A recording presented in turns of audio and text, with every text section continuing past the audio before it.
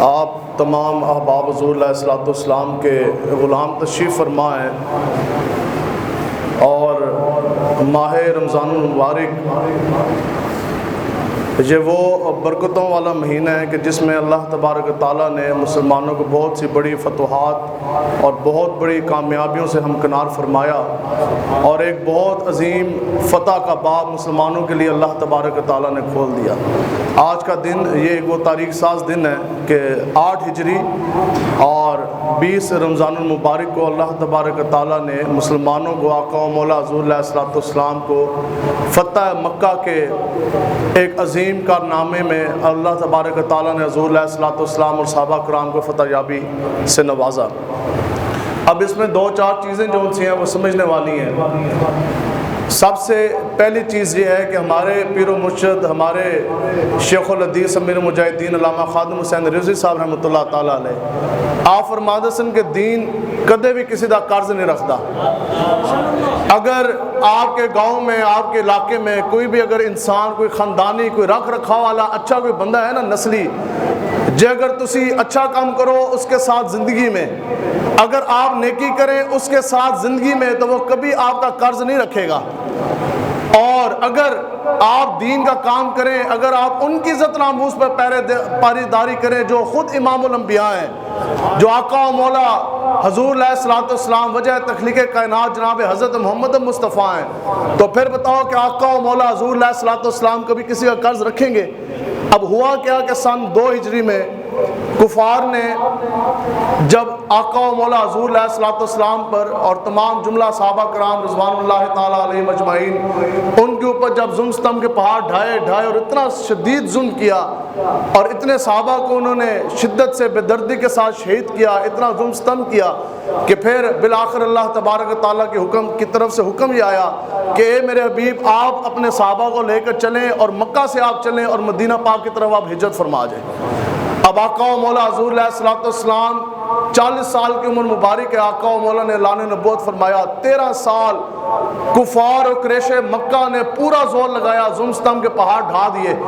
13 سال ظلم ستم سہ جانے کے بعد صحابہ کے وجود 13 سال ظلم اور ستم کی چکی میں پسے، اس کے بعد اللہ تبارک تعالیٰ کا حکم آیا کہ میرے حبیب اپنے غلاموں کو حکم دیں، ان کو لے چلیں اور مکہ چھوڑ کر آپ مدینہ کی وادی میں جا کے ہجرت فرمائیں۔ تو یہاں بات سمجھنے کی یہ ہے کہ 13 سال آقا و مولا اعلان نبوت کے بعد آپ نے تبلیغ فرمائی، آپ نے محنت فرمائی، لیکن 13 سالوں کے بعد جب آقا و مولا نے ہجرت فرمائی تو آپ کے پاس آپ کے ساتھ جن صحابہ نے ہجرت کی ان کی تعداد قریب 200 سے 300 کے درمیان ہے۔ 200 سے 300 صحابہ نے ہجرت کی، مکہ کو چھوڑا، باپ دادا کا وطن چھوڑا اور مدینہ پاک میں سارے موجود ہو گئے۔ اب اس وقت اس کے 8 سال کے بعد یکم ہجری وہاں سے سن ہجری کا آغاز ہوتا ہے، جس دن آقا و مولا نے مکہ کو چھوڑا، مدینہ پاک میں آپ نے سکونت اختیار کی، وہاں سے اسلامی کیلنڈر ہجری کا تاریخ کا آغاز ہوتا ہے۔ تو 8 سال کے بعد وہ آقا و مولا اور وہ صحابہ کرام جن کے اوپر ظلم ستم کیے گئے، صحابہ کو مکہ سے باپ دادا کے وطن سے نکالا گیا، لیکن 8 سال کے بعد اللہ تبارک تعالیٰ نے وہ دن دکھایا کہ آقا و مولا 10,000 کے لشکر جلال کے ساتھ، آقا و مولا اس شان و شوکت، اس جاہ و جلال کے ساتھ مکہ کی وادی میں داخل ہوئے تو فاتح مکہ کی حیثیت سے داخل ہوئے۔ اس وقت بہت بڑا، اس وقت کا جرنیل ابو سفیان نے جب دیکھا آقا و مولا کا صحابہ کا وہ لشکر جرار کہ صحابہ بڑے بڑے جلہ، بڑے بڑے جرنیل صحابہ اور اپنے غلاموں کے ساتھ، اپنے لشکروں کے ساتھ جب وہ اسلام کے جھنڈے لے کے جو داخل ہو رہے تھے نا، تو ابو سفیان نے دیکھ کے یہ کہا، اس نے کہا جی واہ جی واہ۔ حضرت ابو عباس کو وہ کہنے لگے کہ جناب جو آپ کے بھتیجے ہیں نا حضرت محمد صلی اللہ تعالیٰ علیہ وسلم، میں نے بڑے بڑے دنیا کے بادشاہ دیکھے، بادشاہوں کے بادشاہ، شہنشاہوں کے شہنشاہ دیکھے، لیکن ایسا جلال اور اتنا روب اور دبدبہ، ایسی شان و شوکت میں نے دنیا کے کسی بادشاہ کی نہ دیکھی۔ تو حضرت عباس نے فرمایا ابو سفیان آنکھیں کھول، یہ بادشاہ کا جاہ و جلال نہیں، خدا کی قسم یہ تو محمد عربی اللہ کے نبی کی شان و شوکت کا نظارہ ہے۔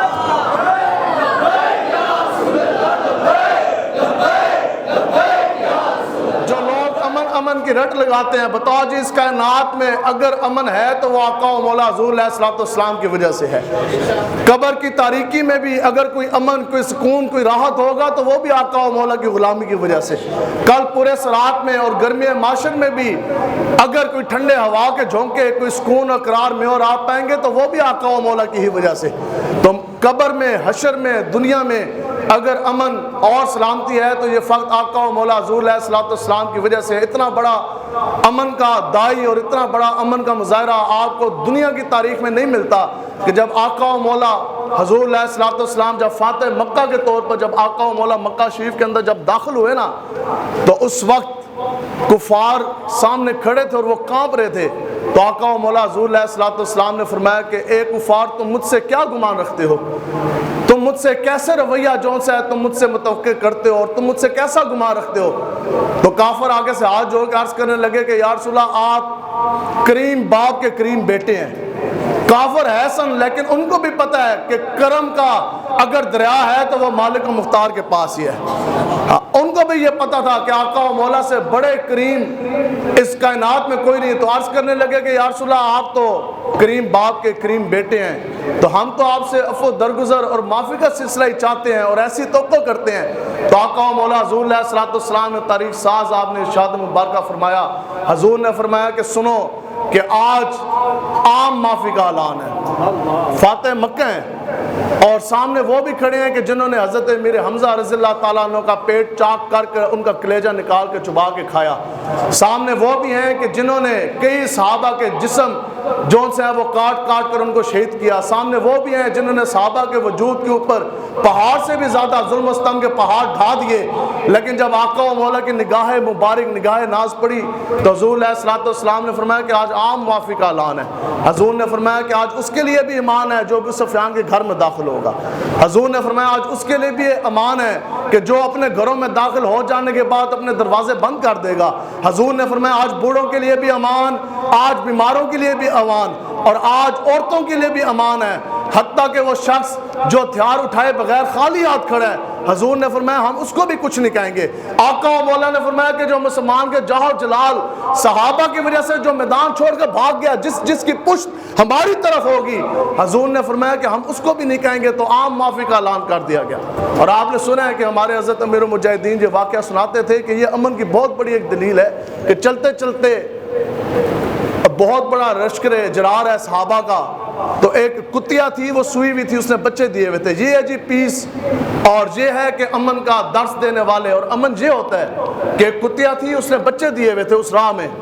تو آقا و مولا حضور علیہ الصلوۃ والسلام نے صحابی رسول حضرت جمیل بن سراقہ رضی اللہ تعالیٰ عنہ کو آقا و مولا نے ادھر معمور فرمایا۔ حضور نے فرمایا کہ اے میرے صحابی غلام، آپ ادھر کھڑے ہو جائیں کہ ایسا نہ ہو کہ صحابہ کے چلتے چلتے کسی گھوڑے کے پاؤں سم کے نیچے یا کسی صحابہ کے قدموں کے نیچے کسی کتیا کے جو بچے ہیں جس نے سوئی ہے، وہ چھوٹے بچے، وہ چھوٹے چھوٹے کتورے کسی صحابی یا کسی گھوڑے کے پاؤں کے نیچے آ کے زخمی نہ ہو جائے۔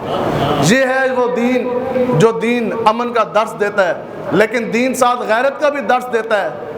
وہ ابن خطل جو گستاخ رسول تھا، آقا و مولا حضور علیہ الصلوۃ والسلام نے چند ایسی عورتیں تھیں اور کچھ مرد تھے جن کے بارے میں حضور نے فرمایا کہ جہاں بھی تم ان کو پاؤ، عام معافی کا اعلان ہے، اس کے باوجود حضور نے فرمایا کہ جہاں بھی ان کو پاؤ، ان کو پانے کے ساتھ تم قتل کر دو۔ تو صحابہ جس وقت حرم کے اندر داخل ہوئے، آپ کو پتہ ہے کہ حرم کی حرمت یہ ہے کہ حرم کے اندر آپ جو ہے وہ کوئی جوں یا کوئی کیڑا بھی نہیں مار سکتے، حتیٰ کہ حرم کے اندر اگر شیر یا بھیڑیا چلا جائے تو وہ بھی اگر سامنے ہرن یا اگر وہ سامنے کسی بکری کو بھی پالے تو یہ اللہ کا حکم ہے، اور یہ حرم کی حرمت ہے کہ جنگلی درندہ بھی ساتھ والی بکری کے یا اپنے شکار کے وہ چیڑ نہیں پھاڑتا، اس کا شکار نہیں کرتا۔ یہ رب کی طرف سے حرمت ہے اور یہ رب کی طرف سے حرم کا ایک مقام ہے۔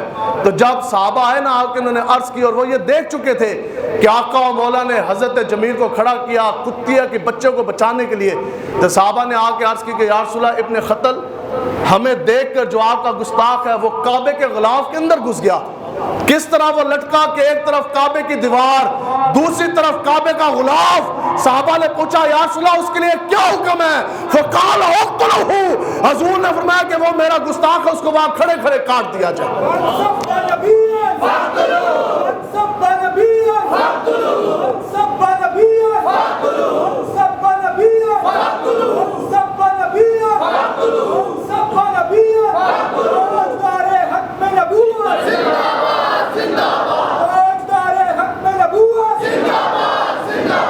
اس لیے یہ وہ باتیں ہیں، آج ابھی گرمیاں شروع ہوئی ہیں تو بہت سے لوگوں کو ابھی بھی کچھ پیاس کی بھی شدت ہے، ظاہری بات ہے، انسان ہے اور بشریت کے یہ تقاضے ہیں، اور پیاس بھی لگتی ہے، بھوک کی بھی شدت ہے، کچھ بیمار ہیں ان کے لیے روزہ اور مشکل ہے۔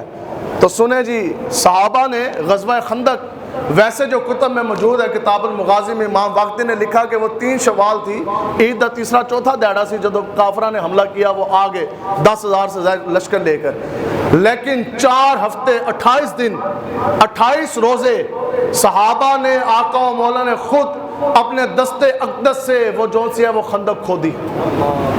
گرمی کا موسم ہے اور صحابہ نے، اور خندق غزوہ عذاب کس حال میں ہوا کہ صحابہ نے بھوک کی شدت کی وجہ سے اور کھانا نہ ملنے کی وجہ سے، اناج کی عدم دستیابی کی وجہ سے صحابہ نے پیٹ کے اوپر پتھر باندھا، اور مالک و مختار ہے، امام الانبیاء ہیں، جن کے ہاتھ کے اندر آقا و مولا نے فرمایا کہ اللہ تبارک و تعالیٰ کی طرف سے مجھ محمد عربی کے تھیلی دست اقدس کے اوپر تمام کائنات کے خزانوں کی کنجیاں رکھ دی گئی ہیں۔ تو آقا و مولا نے اس دین کی سربلندی کے لیے پیٹ کے اوپر 2 پتھر باندھے، صحابہ نے جو ہے وہ 1 پتھر باندھا۔ صحابہ نے رمضان روزے کی حالت میں 28 دن 28 روزے متواتر انہوں نے خندق جون سے پورے مدینہ کے گرد اطراف میں جون سے وہ کھودی۔ اس کے بعد 10واں روزہ آقا و مولا 10ویں روزے کو مدینہ پاک حضور نے چھوڑا، 10,000 کا صحابہ کو ساتھ لیا۔ 10 دن کے سفر کے بعد آقا و مولا مکہ شریف پہنچے۔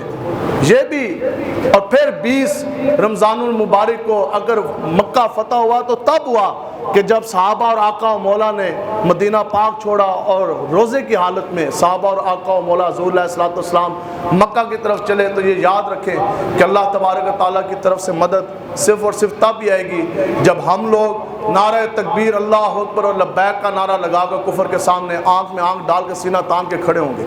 نہیں تو میں آپ کو بتا دوں، اس چودراہٹ کا اور اس پیسے کا، اس رکھ رکھاؤ کا، اس برادری کا، اس اصل و رسوخ کا کوئی فائدہ نہیں جو آقا و مولا کے دین کے سربلندی کے لیے کام نہ آ سکے۔ حضرت ابوبکر صدیق آپ جب خلیفۃ المسلمین بنے، وقت کی بات ہوتی ہے، وقت کی بات ہوتی ہے۔ میرے مجاہدین فرماندے سر وہ ایک لمحہ ہے، یا آپ نے ادھر ہونا ہے یا آپ نے ادھر ہونا ہے، وقت بیت گیا تو پھر کیا فائدہ ہوا؟ آج میں اور آپ جتنا مرضی ہم زور لگائیں، یا الہی یا رسول اللہ، آج آپ توجہ فرمائیں، یا الہی آج ہماری دعا آپ تو قبول فرما، کہ آج ہمارا یہ دل چاہ رہا کہ ہم جنتی کنگن ہاتھوں میں کڑیاں لگوا کر حضور کی عزت ناموز کی پہرے داری کے لیے آج ہم جہنم کی جیل میں بیٹھ کر روزہ افطار کریں، یا آج رات ہم جہنم کی جیل کی سلاخوں کے پیچھے حضور کی عزت ناموز کی پہرے داری کے لیے گزار دیں۔ بتاؤ کیا ہو سکتا ہے؟ نہیں ہو سکتا۔ وہ وقت تھا جو گزر گیا۔ آج اگر میں اور آپ یہ چاہیں کہ ہم آقا و مولا کے عقیدہ ختم نبوت کی حفاظت کے لیے فیض آباد کے پل پہ جا کے بیٹھ جائیں تو کیا یہ ممکن ہے؟ نہیں، وہ وقت تھا جو ہو گیا۔ سنیں جی، حضرت ابوبکر صدیق خلیفۃ المسلمین رضی اللہ تعالیٰ عنہ، آپ جب خلیفۃ المسلمین بنے اور آپ کے جب پردہ فرمانے لگے نا وصال مبارک کے وقت، آپ نے حضرت عمر فاروق اعظم رضی اللہ تعالیٰ عنہ کو آپ نے جو وصیت فرمائی اس میں ایک لفظ یہ بھی تھا۔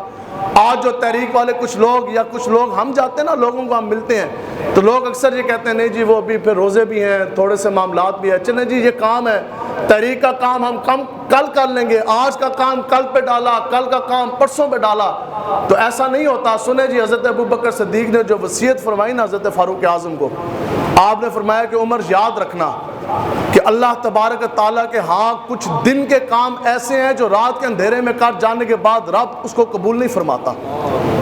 اور آپ نے فرمایا کہ عمر یہ بھی یاد رکھنا کہ کچھ رات کے اندھیرے میں کرنے والے کام ایسے ہیں کہ وہ تم دن کی روشنی میں کرو گے تو رب کے ہاں وہ قبول نہیں ہوں گے۔ تو یہ بات کرنے کا مقصد کیا تھا، سمجھانا مقصود تھا، وہ یہ تھا کہ عمر یاد رکھنا کہ میرے چلے جانے کے بعد کیسرو اور کسرا تم نے جو ہے بلا تاخیر، بغیر کسی تاخیر کے تم نے فتح کرنا ہے۔ قبلہ اول بیت المقدس بھی تم نے فتح کرنا ہے۔ تم کبھی بھی تاخیر کا شکار نہ ہونا۔ ایسا نہ ہو کہ دن کا کام رات کو چھوڑا، رات کا کام اگلی صبح کو چھوڑا، صبح کا کام دن کو چھوڑا۔ تو رب کے ہاں جس کام میں تاخیر کر دی جائے، کچھ کام ایسے ہیں کہ اللہ تبارک تعالیٰ کے ہاں کر جانے کے بعد وہ قبول و منظور نہیں ہوتے۔ کچھ ہماری بھی آپ بیتیاں ایسی ہیں اور دکھ تکلیف کے ساتھ یہ بات کرتے ہیں کہ اکثر کچھ ایسے لوگ ہیں کہ جن کے پاس ہم جاتے ہیں وہ آگے سے ہمیں کیا کہتے ہیں، وہ کہتے ہیں جناب اچھا جی اسی پھر تہاڈے واسطے دعا کریں گے۔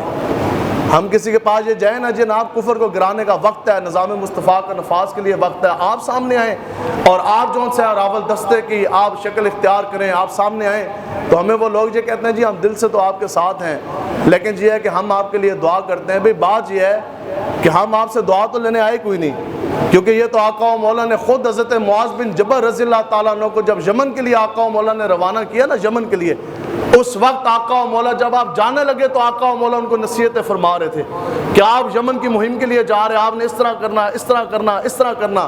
جو آخری ارشاد گرامی آقا و مولا حضور علیہ الصلوۃ والسلام نے حضرت معاذ بن جبل کو کیا نا, سن جانے کے بعد چیخ نکل گئی, آپ رو پڑے. آقا و مولا نے پتہ کیا فرمایا تھا حضرت معاذ بن جبل کو؟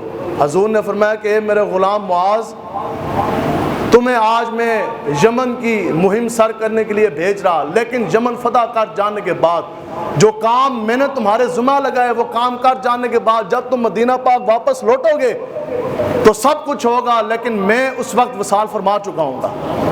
حضور نے فرمایا کہ معاذ جب آپ نے واپس آنا, آپ آئیں گے مدینہ پاک میں سب چیزیں آپ کو ملیں گی, سب کچھ ہوگا. حضور نے فرمایا لیکن میں محمد عربی اس وقت تک دنیا سے کوچ کر گیا ہوں گا, میں وصال میرا ہو چکا ہوگا, میں پردہ فرما چکا ہوں گا.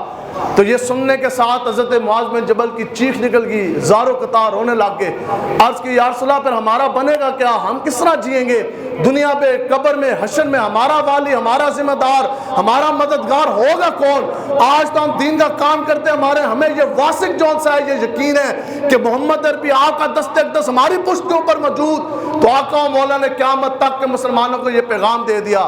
حضور نے فرمایا کہ معاذ سنو کہ میرے چلے جانے کے بعد بھی قیامت تک جو بھی میرا غلام, جو بھی مسلمان, جو بھی میرا امتی مجھ محمد عربی کے دین کے لیے کام کرے گا, چاہے وہ دنیا کے کسی علاقے, کسی خطے, کسی گاؤں, کسی شہر, کسی قصبے کا رہنے والا ہو, چاہے گورا ہو, چاہے وہ سیاہ ہو, چاہے وہ کالا ہو, چاہے وہ جو سی مرضی زبان بولنے والا, جس مرضی وہ نسل والا, حسب والا, نسب والا ہو. آپ نے فرمایا معاذ سن, جو بھی مجھ محمد عربی کے دین کا کام کرے گا میں محمد عربی اس کے ساتھ موجود ہوں گا. تو اس لیے آج نہیں تو کل, آج بتاؤ ہمیں پچھلا رمضان المبارک ہم سب کا جون سا ہے وہ جیل میں بیتا, آج پہلے سے زیادہ عزت احترام اکرام کے ساتھ ممبر رسول پہ ہم بیٹھے دین ہم بیان کر رہے ہیں, ہمیں پریشانی کوئی نہیں. لیکن اس وقت کے فرعونی لہجے کا کرنے والا اور وہ وزیر اعظم اقتدار کی کرسی پہ بیٹھنے والا جو ہمیں کالعدم کہہ رہے تھے, ان قریب 30 دن کے اندر اندر وہ کالعدم ہونے جا رہے ہیں.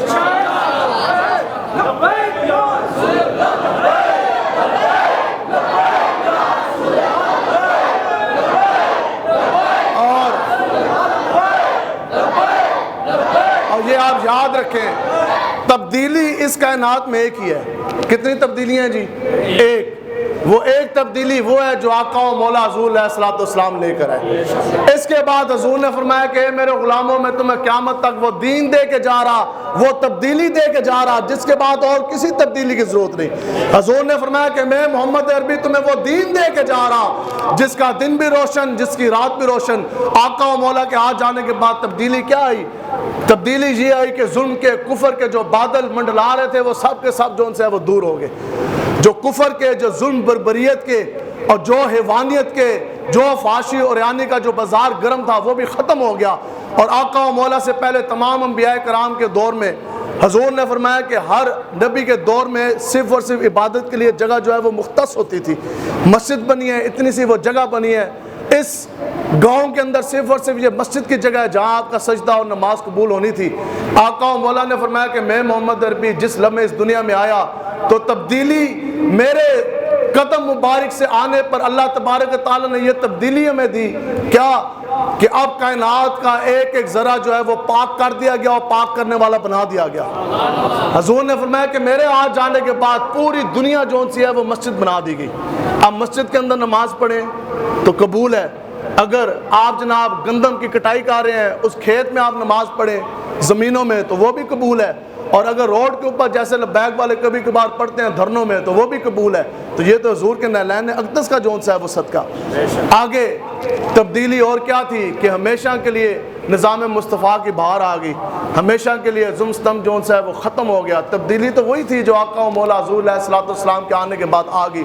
یہ یاد رکھو، آج نہیں تو کل، کل نہیں تو پرسوں، 10 سال بعد، 100 سال بعد، صدی بعد، حضور کی امت نے ہمیشہ ترقی، کامیابی، کامرانی آپ نے تب ہی پانی ہے کہ جب آپ سب در مصطفیٰ کی طرف جائیں گے۔ فلاح، کامیابی، بلندی، کامرانی اگر ہے تو صرف اور صرف نظام مصطفیٰ میں ہے۔ پہلے بیٹھے تھے چور، آج اس سے بڑے آگے ڈاکو، پہلے بیٹھے تھے دین کے غدار، آج اس سے بڑے آگے دین کے باغی، پہلے جو آپ کے سامنے تھے وہ تھے ممتاز قادری کے قاتل، اس کے بعد آئے وہ جنہوں نے آسیہ ملونہ گستاخ رسول کو رہا کیا، جنہوں نے عقیدہ ناموس رسالت کے اوپر حملہ کیا، دوسرا ہے گستاخ رسول کے یار۔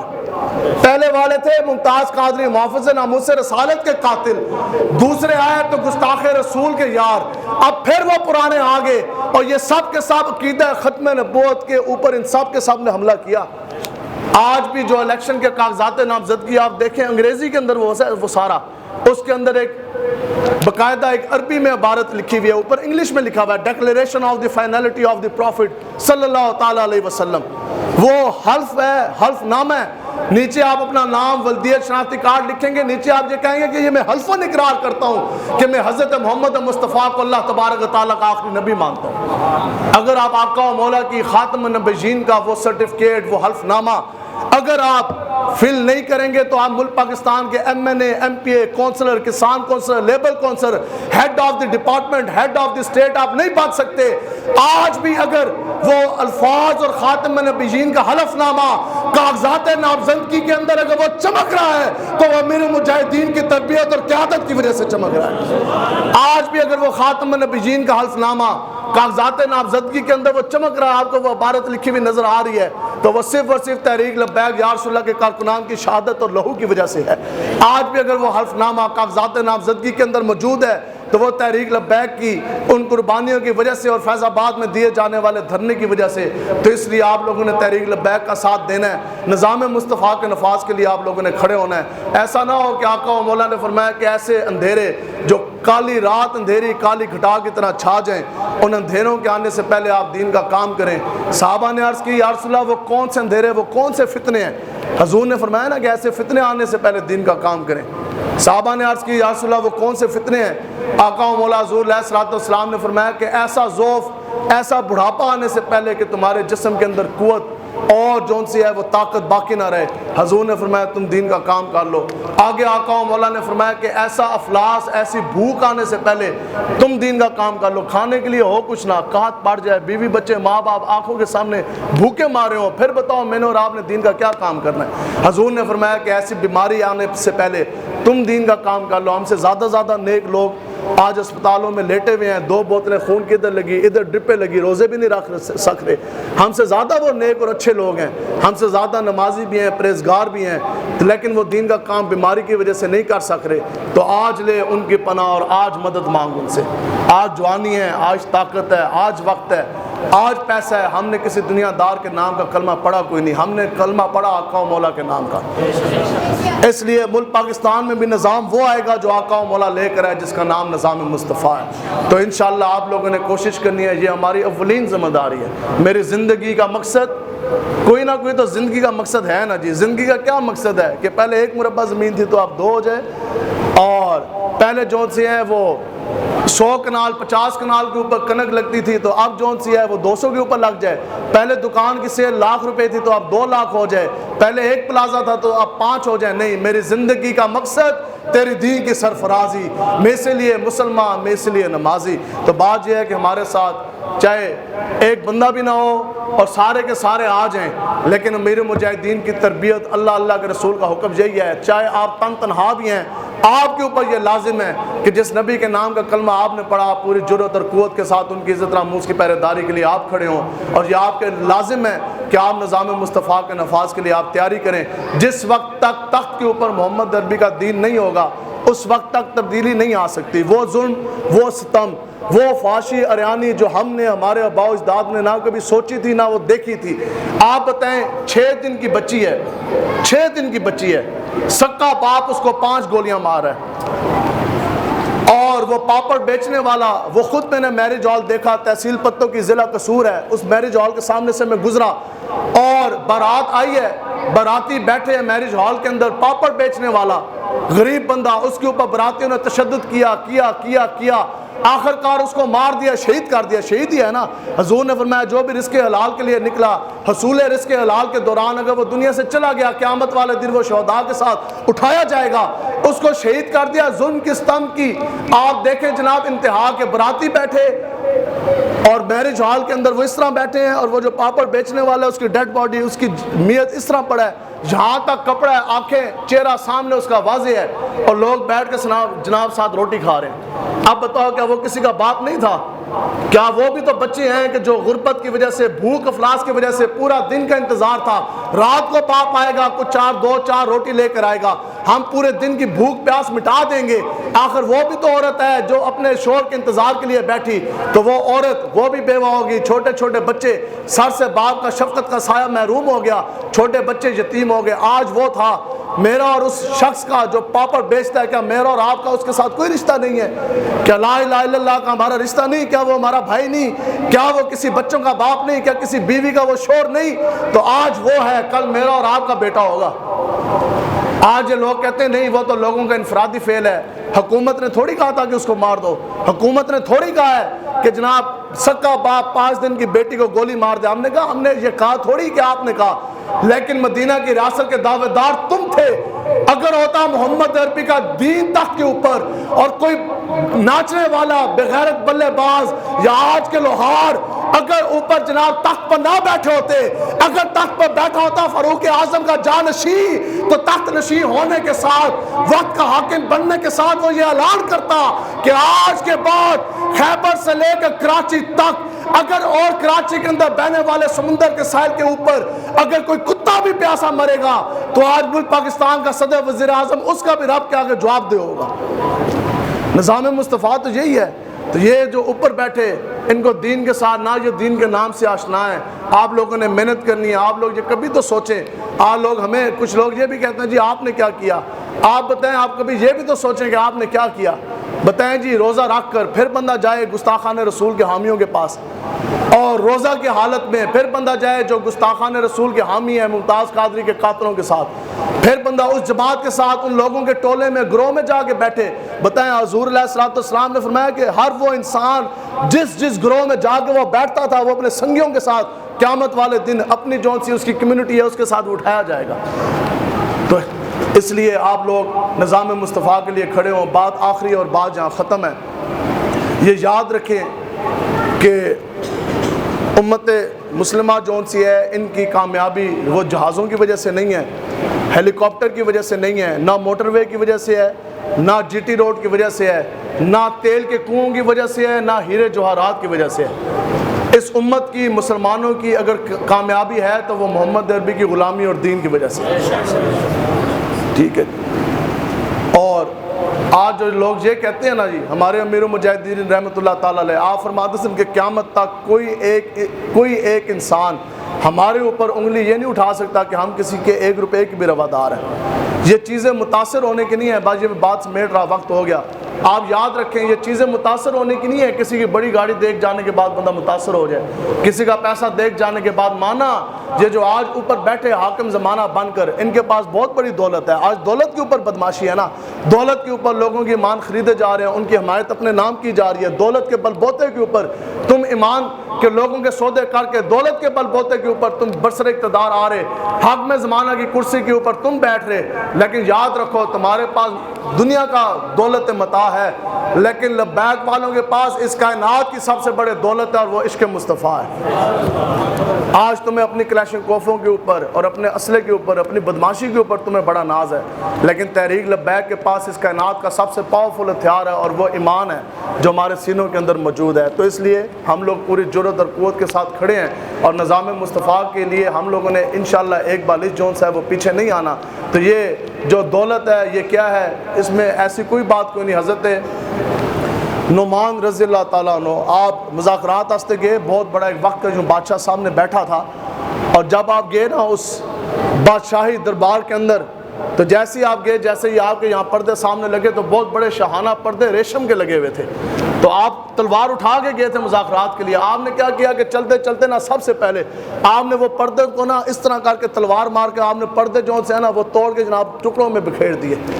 اس کے بعد آپ آگے چلے، انہوں نے کہا مسلمانوں کا بہت بڑا جرنیل آ رہا ہے آج ہمارے ساتھ مذاکرات کے لیے، تو انہوں نے کرسی رکھی ہوئی تھی سونے کی بنا کر۔ آپ جیسے ہی وہ کرسی پہ بیٹھنے لگے، پہلے دھیان نہیں کیا، جیسے ہی آپ جو بیٹھنے لگے آپ نے دیکھا کرسی ہے سونے کی، آپ ایک دم کھڑے ہو گئے۔ آج تک شاید ایسے پردے نہیں دیکھے، اس لیے آپ کو پتہ نہیں کہ ان کی قیمت کتنی بڑی۔ آپ نے فرمایا بات یہ نہیں، بات صرف اتنی ہے کہ آقا و مولا نے ریشم کے استعمال سے ہم غلاموں کو منع فرمایا ہے۔ آگے اس نے کہا اچھا تو یہ تو سونے کی کرسی ہے، آپ نے تو زندگی میں شاید اتنا زیادہ سونا نہ دیکھا ہو، اتنا زیادہ سونا آپ نے سونے کی کرسی آپ کے لیے، آپ کے پروٹوکول کے لیے بنائی گئی۔ آج وہ لوگ ایک دو پولیس کی گاڑیاں آگے پیچھے لگتے نا ایم این ایم پی اے کے، تو ان کا جناب پروٹوکول اور اس کی وجہ سے ان کا دماغ ہی خراب ہو جاتا ہے۔ یہ ہیں وہ حضور کے غلام کہ جناب کرسی پہ بیٹھتے بیٹھتے کھڑے ہو گئے۔ بادشاہ اور اس کے سفیروں وزیروں نے کیا انہوں نے کہا جناب یہ تو سونے کی کرسی ہے۔ آپ نے فرمایا یہ سونے سے متاثر ہو کے اس لیے میں نہیں کھڑا ہوا کہ سونے کی کرسی کے اوپر کس طرح بیٹھوں۔ آپ نے فرمایا میں تو فقط اس لیے کھڑا ہوا کہ آقا و مولا نے مسلمان مردوں کے اوپر سونا حرام کر دیا ہے۔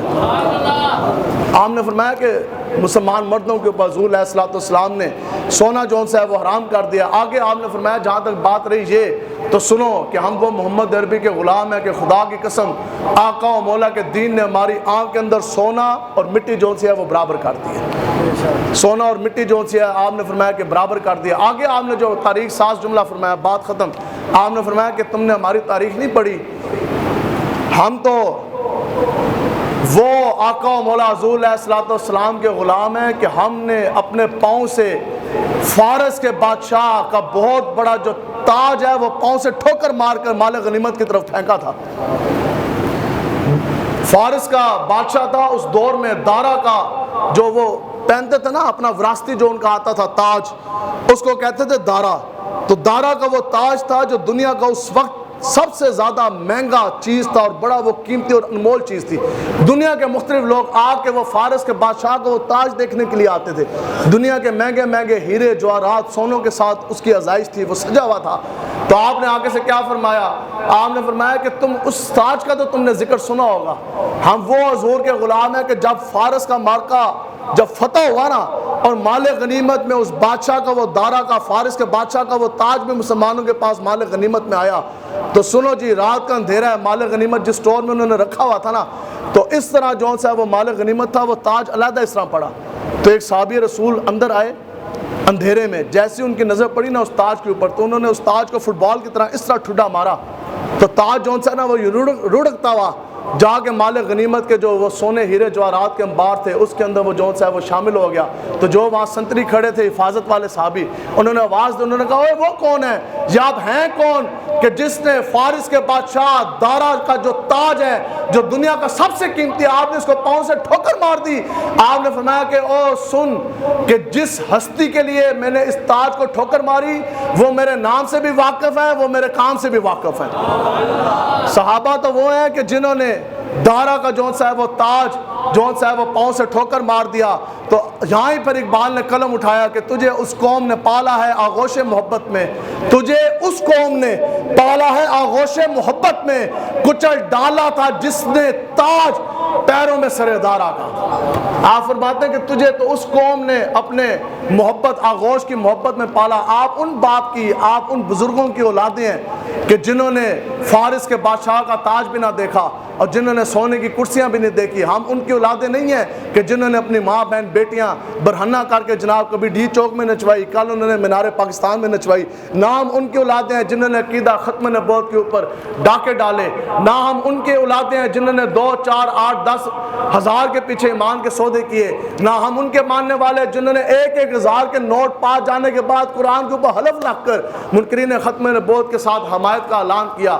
ہم تو وہ ہیں کہ وہ لوگ ہیں کہ جن کی پالا تھا تجھ کو، تو ہے اس قوم کا بندہ کہ پالا تھا تجھے جس قوم نے اپنے آغوش محبت میں، کون کہ کچل ڈالا تھا جس نے پیروں میں تاج سر دارا۔ آپ ان لوگوں کی اولاد ہیں۔ اللہ تبارک و تعالیٰ سے دعا ہے کہ اللہ تعالیٰ ہمیں آخری سانس تک آقا و مولا